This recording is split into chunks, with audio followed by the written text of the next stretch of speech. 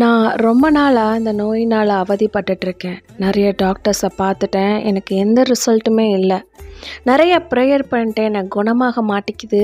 ஏன்னு புலம்பிகிட்ருக்கீங்களா? அப்போ கர்த்தர் உங்ககிட்ட பேசணும்னு நினைக்கிறாரு. கேட்கலாமா? மத்தேயு 8வது அதிகாரம் 17வது வசனம்.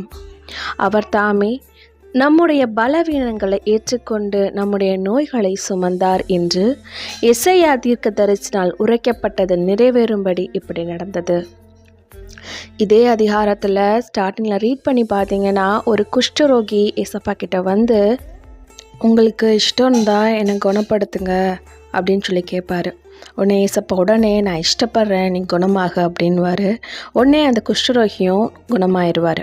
அதுக்கப்புறம் ஒரு நூற்றுவ தலைவர் வந்து தன்னோட வேலைக்காரன் உடம்பு சரியில்லாமல் இருக்கிறான், அதனால் வந்து குணப்படுத்துங்கன்னு சொல்லுவார். ஏசப்பா அவங்க வீட்டுக்கு கிளம்ப ரெடி ஆகிறப்ப அவன் சொல்லுவான், இல்லை நீங்கள் வீட்டுக்கு வர தேவையில்ல, நீங்கள் இங்கேருந்து ஒரு வார்த்தை சொன்னால் போதும், அவன் குணமடைவான் அப்படின்னு சொல்லுவார். அதை கேட்ட ஏசப்பா ரொம்பவே நிகழ்ந்து அந்த வேலைக்காரனை குணப்படுத்துவார். நான் சொன்ன இந்த 2 நிகழ்வுகளிலையுமே தேவன் அவங்களோட விசுவாசத்தை தான் கனப்படுத்தினார். நீங்களும் என்னோட நோயை குணப்படுத்த என் தேவனால் முடியணும் விசுவசிச்சிங்கன்னா இன்றைக்கி உங்களோட உடல் நலத்தில் ஒரு அற்புதத்தை பார்ப்பீங்க.